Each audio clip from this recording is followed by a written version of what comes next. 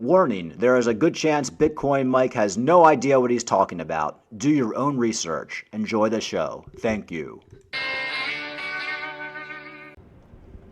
All right, folks, let's see what's going on today in crypto land. We got Bitcoin on a little bit. Well, actually, Bitcoin's not bumping today. Last time I checked, it was the same as yesterday, around 16,800. All coins pretty much the same. But we have the Dow pumping, basically led by Nike on hope earnings will be better than feared, or earnings are better than feared. So I'm surprised that would pump the market 500 points. Home sales tumble more than 7% in November. 10th straight month of declines, which is weird because house prices really haven't even gone down yet. So I don't think house prices are even going to go down that much, to be honest with you. All right, folks, let's see what's going on in crypto world. Sam Bankman-Fried, we talked about this yesterday. It looks like Sam Bankman-Fried is going to be out of the Bahamas, possibly by today. Sam Bankman-Fried should soon be bringing crypto winter cheer to the U.S. His sleigh will be a federal jet flying from the Bahamas to New York.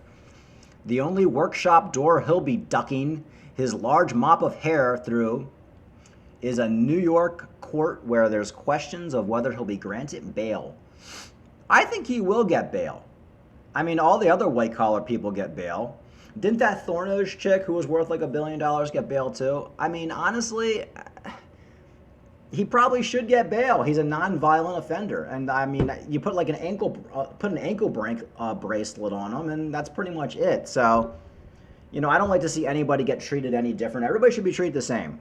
And you're a white-collar criminal. It's your first offense. It's a big offense. It's a big financial crime, but I don't know. I wouldn't see why he doesn't get bail. I could be wrong. I mean, I guess it really depends on the judge.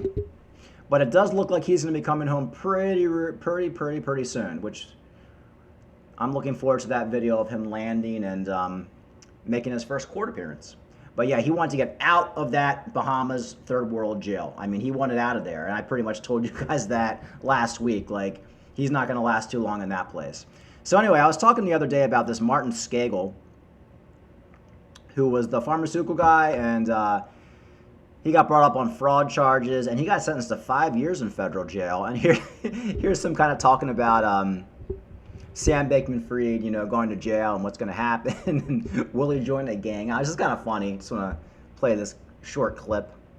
In a hypothetical situation, if SBF came into your cell block, how do you think you would treat him? No! Would you steal his shoes? If I'm still in prison?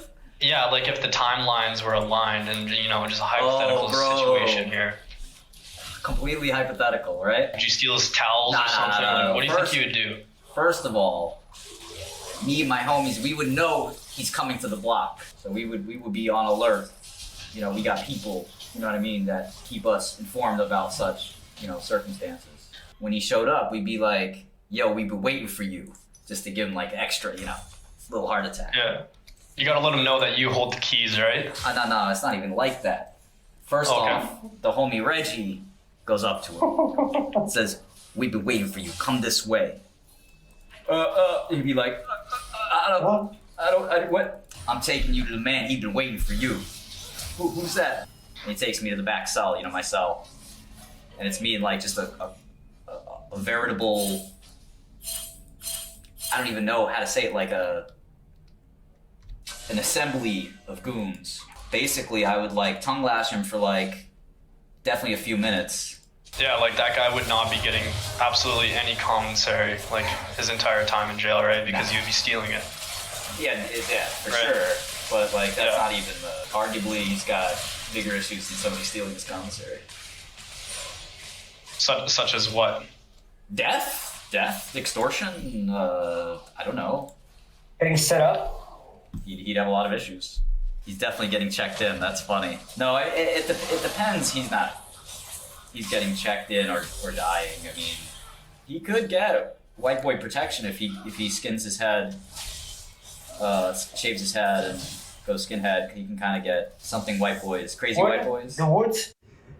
This guy's hilarious. I do love this guy. So if Sam Bankman-Fried shaves his head, he might get white boy protection. So I don't know. We might soon be seeing Sam Bankman-Fried with a shaved head. This should be very, very interesting. All right. All right. This is from Warren Buffett. It will come to a bad ending. Just over a year since the 69K peak, Bitcoin has plummeted more than 70%. Here's why Warren Buffett has hated cryptocurrency all along. Well, folks, like I've always been saying, ignore the noise. For the last 13 years, Bitcoin's been going in 4-year cycles. What does that mean? It pumps up, it dumps 75%. Then it pumps back up, dumps 75%. It pumps back up, dumps 75%. Your favorite altcoins, they pump up, they drop 95%. They pump up, they drop 90%. They pump up, they drop 95%. I mean, I just want people to understand it. That's why you have to keep saying it. This is crypto. Bitcoin drops 75 to 80%. Your favorite altcoin will drop between 90 and 99%. If it survives, if it's a good altcoin, it'll come back and you'll make a ton of money. It's as simple as that. No matter what all the emotional money says, like Warren Buffett, CNBC, Yahoo News, I mean, you just have to ignore it. And if you do that, you're going to do just fine. All right, so Charles Hoskinson is a little bit pissed off at Coinbase because Coinbase came out with their 2023 Outlook report and they didn't mention Cardano. And my advice to Charles Hoskinson is just concentrate on Cardano and you'll do just fine. I mean, I don't know why Charles Hoskinson cares. So I was reading through this Coinbase report. I mean, they're really not mentioning many other altcoins. I mean, everybody knows that Coinbase is basically run by Bitcoin maximalist and Ethereum maximalist. Like a lot of coins, like they had to beg to even get listed on Coinbase. Coinbase likes ERC20 coins, Ethereum-based coins, and Coinbase being a publicly traded company and being based in the United States, and with everything going on with the FTX collapse, the Luna collapse, the UST collapse, the Voyager collapse, the BlockFi collapse, the Celsius collapse, blah, blah, blah, blah, blah. They're not going to be throwing like all other like these other coins out there. They're not going to be talking about other coins because it doesn't benefit them to do that. Because for one, the coins are more risky. And they know everybody's kind of gun shy anyway. They basically just talk about Bitcoin and Ethereum and maybe some ERC20 coins. And that's pretty much it. And if you look at the report, I kind of agree with it. I had it brought up here. So this is the key themes for 2023 in the Coinbase report. A flight to quality among institutional investors. Okay, what does that mean? That means people aren't going to be fucking around with like Lunas anymore, USTs, exchanges that are shit. And that's why I bought a ton of Coinbase stock. Because once we go back into bull market, what's the most reliable crypto exchange? The one that hasn't been hacked, the one that's under regulations, the one that's never had a problem. That's Coinbase. So Coinbase is going to be the exchange all the retail money goes into in 2024 and the institutional money goes into 2024 because that's the most reliable exchange. People aren't going to be going into the Biloxi exchange anymore or the the KuCoins because of what happened with FTX.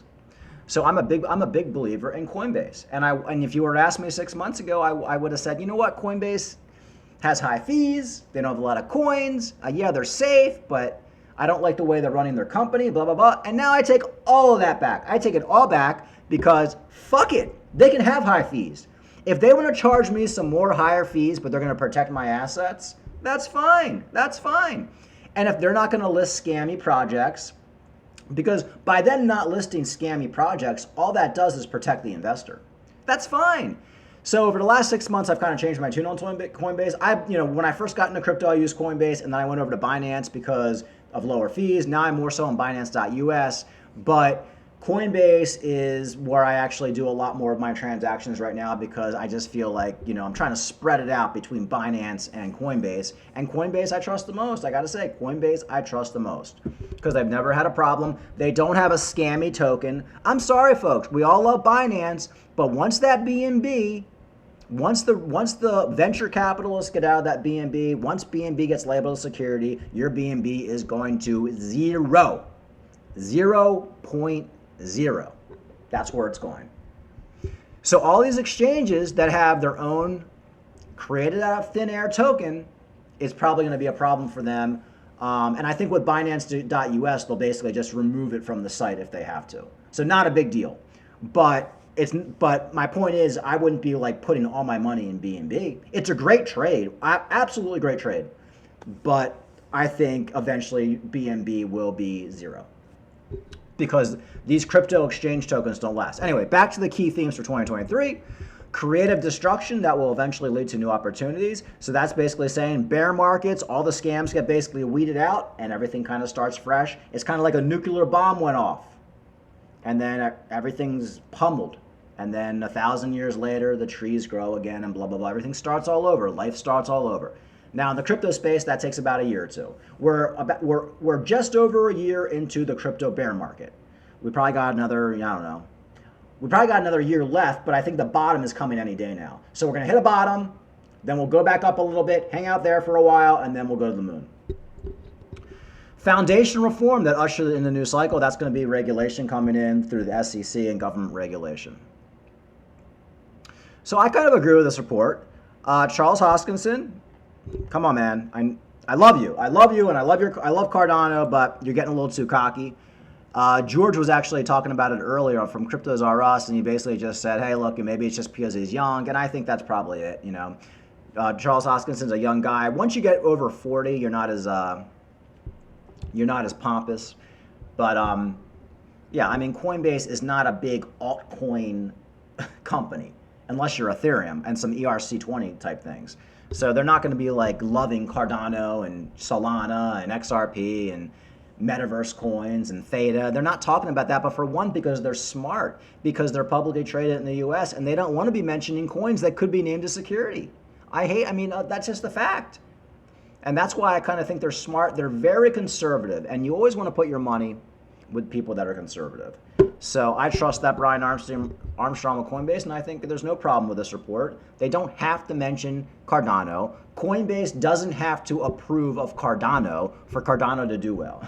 I mean, who cares? Some of the biggest risers over the last few years were not on Coinbase. So who cares about Coinbase? And I believe that's going to be pretty much it, folks. Good day for stocks, but Bitcoin's really not even up all that much, so we'll see what happens going into the weekend. Not too much news today. SBF